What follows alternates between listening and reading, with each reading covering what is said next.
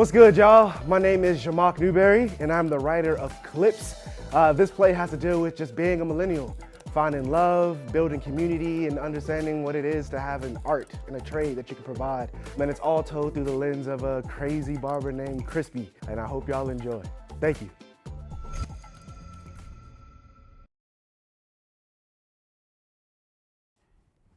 Any of y'all married?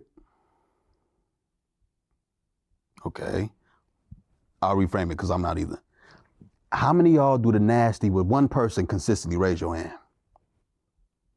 No, I noticed a little hesitation. Y'all better raise that hand with some pride.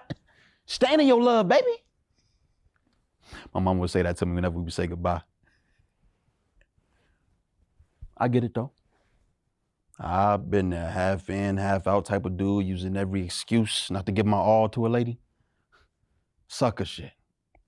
Used to be a whole hoe out here. Felt like I couldn't breathe if I have a shawty on my phone. Trying to knock down as many little chicks as I could. I used to bring ladies back here after the shop was closed. Bring them back, show them my station, let them touch my clippers. You know, make them feel special, and then boom. We doing what grown folks do.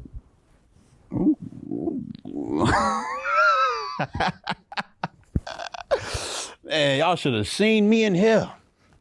That ass couldn't contain myself until I met Gina. She was the first woman to not give a fuck about where I was from. Met her when we was 10 years old at Gold Coast skating rink. Y'all remember that place? The all-nighters, the fights, the music, shit. Anyway, we were there for my little cousin's birthday party. And she kept following me on the rink trying to race me. I was like, why the fuck is shawty following me? She was the kind of girl with the BDBs and a red lollipop. We raced the whole night and then we just kept talking since then. Had her wrapped up by the charm from the jump. Found out her mama was my pop's old parole officer and they had gotten close with each other after he came home.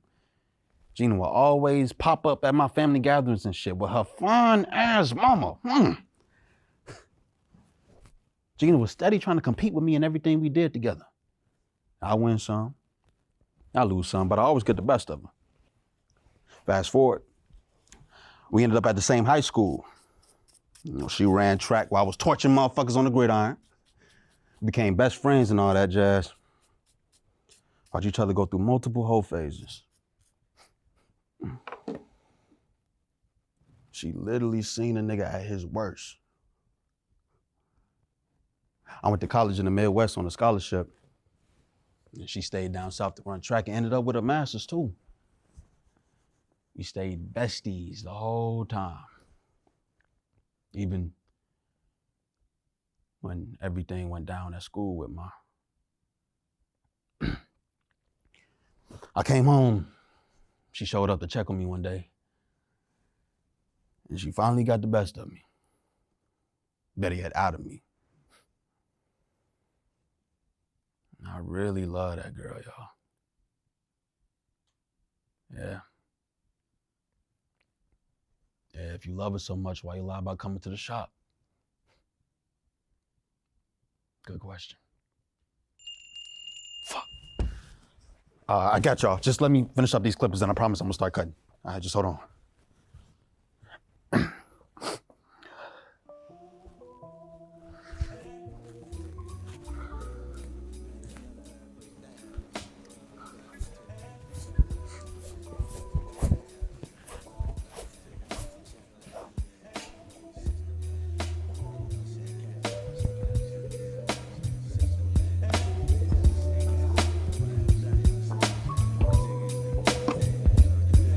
Let me tell you about this girl, maybe I should. I met her in Philly, and her name was Brian. See, we been making love constantly. That's why my eyes are a shade blood burgundy. The way that we kiss is unlike any other way that I be kissing. What I'm kissing, what I'm missing, won't you listen?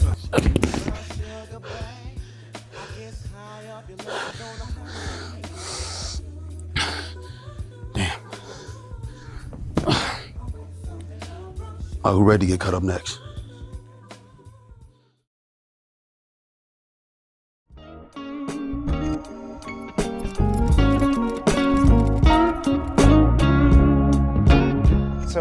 I started writing this piece in 2019 during the pandemic. My friend was holding this like one-man show in Clubhouse, and I was just bored, so I just like went in and started listening, and they were asking us to like draft these ideas. And I was already thinking about what the barbershop means to me because of my uncle. And I was like, wow, all right. So they gave us 5 minutes, and like I started to like gel down everything, and I read it out loud, and they were responsive to it, and I just started chipping away since then. Writing the play for the first time was difficult. I'm not even gonna lie, it took me 5 years to finish it. I would get so insecure like writing like the lines and be like, does this even feel natural? Does this even feel right? And then I would have to step away from it for like 3 or 4 months and then like step back into it, and I'm like, oh, this is kind of good. Like, this kind of makes sense. Like, this is a story. And the more I kept doing that, Crispy became a lot more clear, and the story became a bit more present, and then starting to send it out and letting people see it, that was like very vulnerable. And then getting those notes back and applying that kind of thing was hard. But yeah, I think I'm proud of the final work, but it was hard. It was difficult. I want the audience walking away talking about the joy that Crispy speaks with. I see him as this smooth operator who knows his craft and loves what he does, and I want people to see that joy in what he does, especially the scene talking about his fiance, the manifestation of his love, his motor. And I want people to walk away talking about their relationships and what that means and that joy that they find within each other and how that person makes them feel, or anyone. I just want them to talk about that feeling of love and joy. Why Chicago specifically? Because it's also a city that never stays the same. I've never had a similar day in Chicago since I've lived here. I even known Chicago, especially when I was 16. I remember telling my English teacher on a field trip that I was gonna move here one day. And I actually got to, and I think it's one of the proudest moments of my life, is being able to say I'm a resident of this city. What's good, y'all? My name is Jamaque Newberry, and you just watched Clipz. I would like to thank you so much for watching, and please send a vote for your boy and stay in it.